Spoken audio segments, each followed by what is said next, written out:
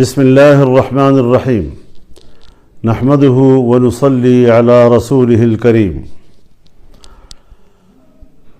Supreme court of Pakistan کے chief justice جناب فائز عیسیٰ صاحب نے ایک قادیانی کے خلاف درج مقدمہ پر اپنا فیصلہ سناتے ہوئے قادیانیوں کو اپنے مذہب کی تبلیغ کی اجازت دی ہے۔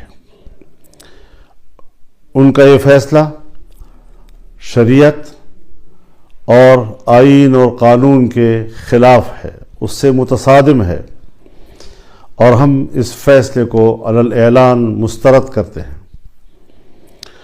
یہ فیصلہ مغرب کی خواہشات کے تابع صادر کیا گیا ہے اور قرآن کریم کے